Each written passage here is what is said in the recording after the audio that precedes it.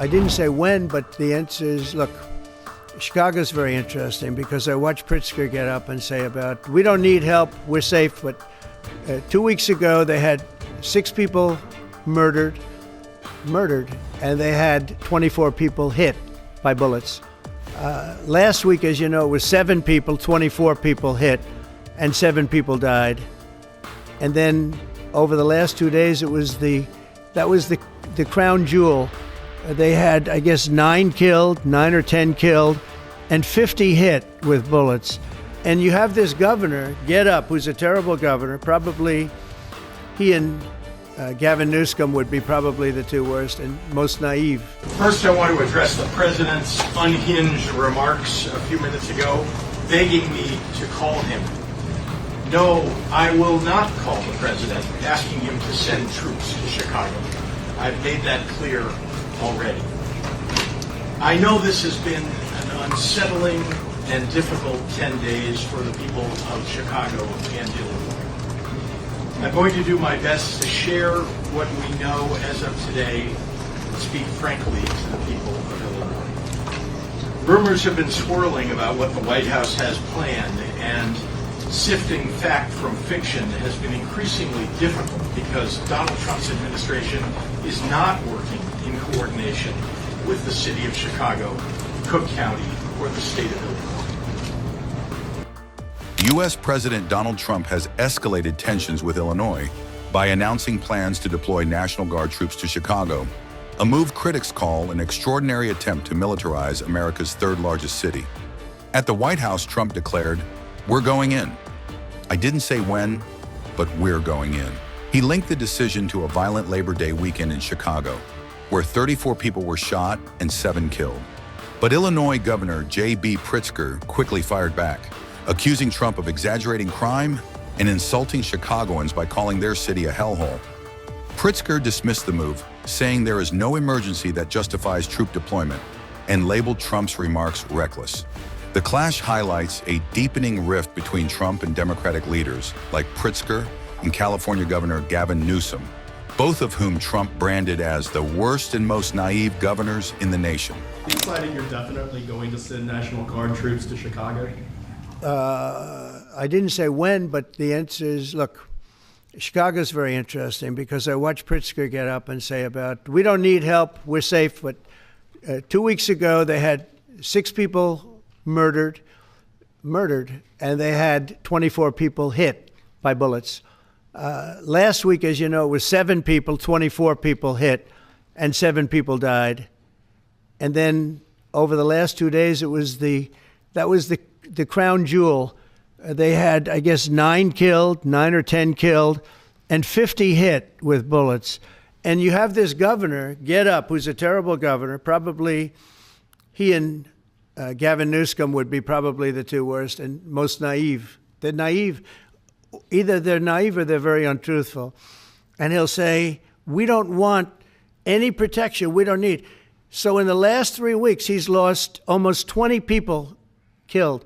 There's no place in the world, including you can go to Afghanistan, you can go to places that you would think of.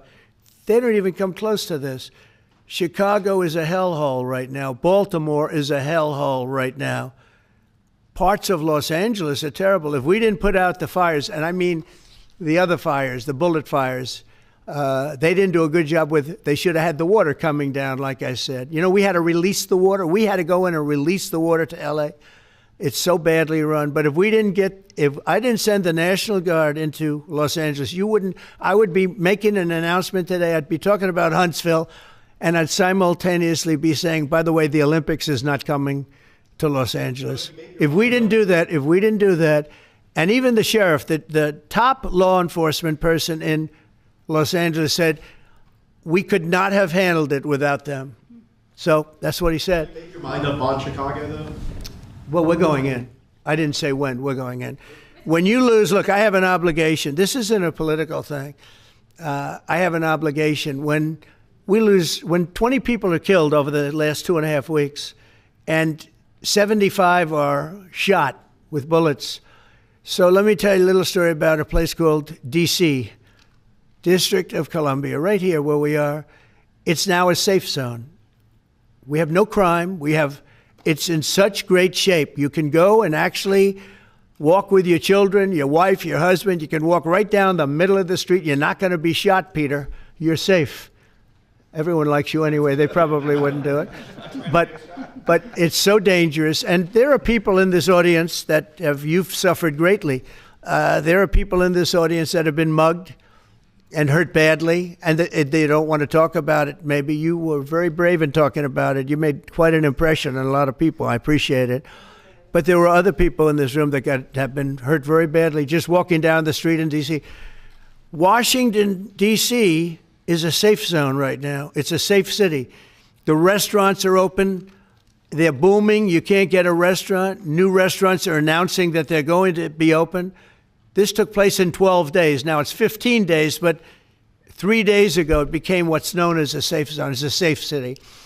And this city was really bad, really, really bad. We took 1,600 people out, hardcore criminals that will not be coming back anytime soon.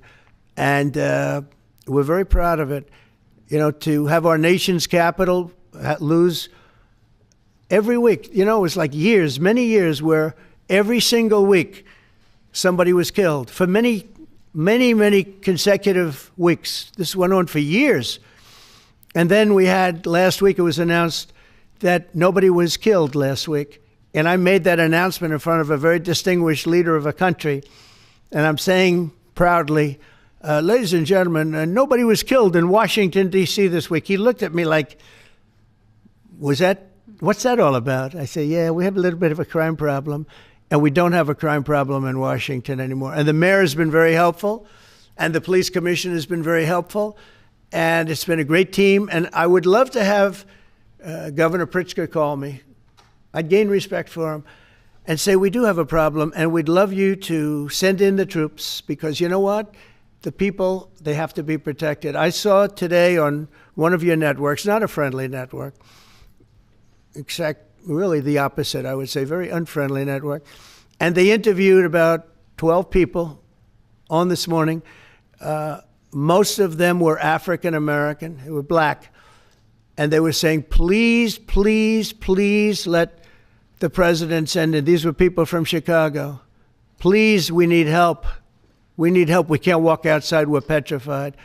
If the governor of Illinois would call me up, I would love to do it. Now, we're going to do it anyway. We have the right to do it because I have an obligation to protect this country. And that includes Baltimore. I saw where Governor Moore was asking me to take a walk down the street of Baltimore. Well, Baltimore is a very unsafe place. It's rated number 4 in the city, one of the most unsafe places anywhere in the world. But, you know, we took care. This was a beautiful thing that happened in Washington because we showed that it could be done. And this wasn't just sending big, strong guys, and they are big and they are strong. You know, we had a great decision from the Supreme Court that had to do with sort of talent. It had to do with you are put down based on merit. You can hire based on merit.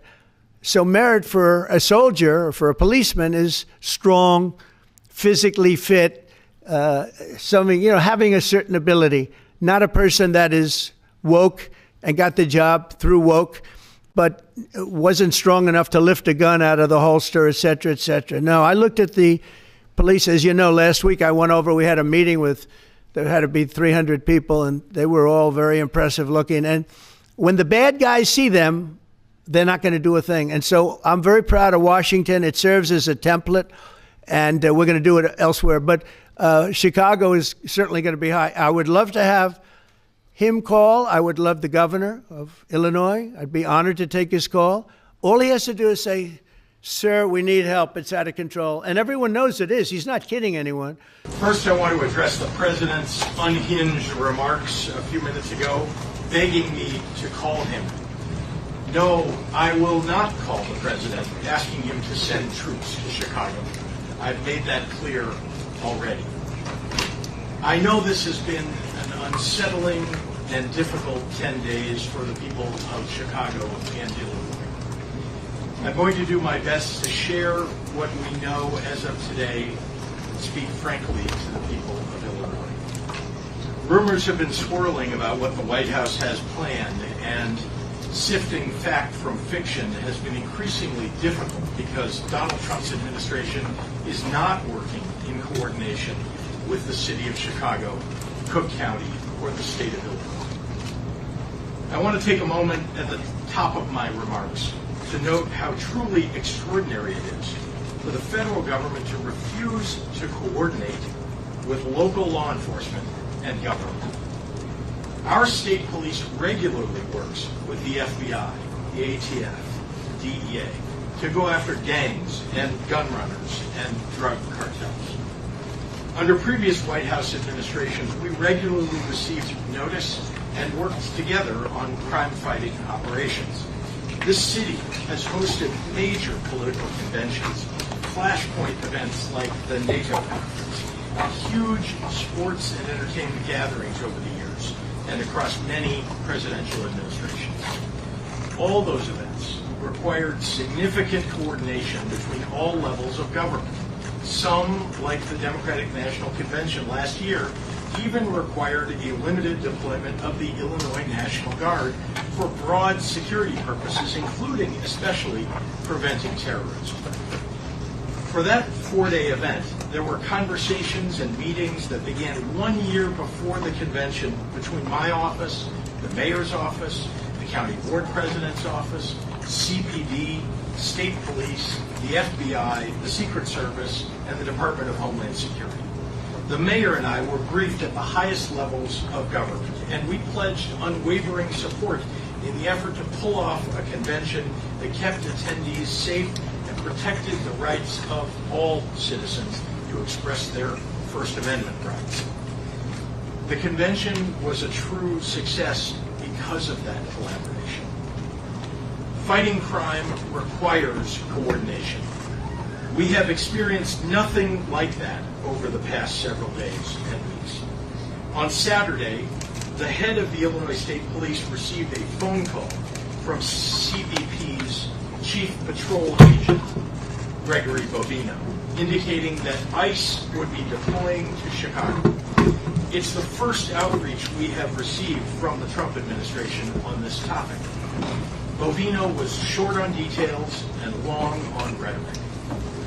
So in the absence of significant federal coordination, we've gathered information from unauthorized patriotic officials inside the government and from well-sourced reporters about Donald Trump's plan, which is to deploy armed military personnel to the streets of Chicago. I'm aware that the President of the United States likes to go on television and beg me to call and ask him for troops. I find this extraordinarily strange, as Chicago does not want troops on our streets. I also have experience asking the President for assistance, just to have the rug pulled out from underneath me when execution meets reality. I refuse to play a reality game show with Donald Trump again. What I want are the federal dollars that have been promised to Illinois and Chicago for violence prevention programs that have proven to work. That is money that Illinois taxpayers send to the federal government, and it's an insult to any and every citizen to suggest that any governor should have to beg the president of any political party for resources owed their people. I'd like to ask a question of my own, and it's one the press should be asking as well. When did we become a country where it's okay for the U.S. president to insist on national television that a state should call him to beg for anything, especially something we don't want? Have we truly lost all sense of sanity in this nation, that we treat this as normal? As I have done since becoming governor, I've been reflecting on my responsibilities to the people of Illinois. One of those duties is to share with the public exactly what we know. In the coming days, we expect to see what has played out in Los Angeles and Washington, D.C. to happen here in Chicago. First, Donald Trump is positioning armed federal agents and staging military vehicles on federal property, such as the Great Lakes Naval Base. It is likely those agents will be with ICE, Customs and Border Patrol, the Department of Homeland Security, and other similarly situated federal agencies. Many of these individuals are being relocated from Los Angeles for deployment in Chicago. We believe that staging that has already begun started yesterday and continues into today. Second, unidentifiable agents in unmarked vehicles with masks are planning to raid Latino communities and say they're targeting violent criminals. As we saw in Los Angeles, a very, very small percentage of the individuals they will target will be violent criminals. Instead, you're likely to see videos of them hauling away mothers and fathers, traveling to work or picking up their kids from school. Sometimes they will detain, handcuff, and haul away children. They are law-abiding individuals who pay taxes and contribute to the communities who feel safe going to work and attending mandatory immigration check-ins. In other words, they're following the law. We have reason to believe that Stephen Miller chose the month of September to come to Chicago because of celebrations around Mexican Independence Day that happen here every year.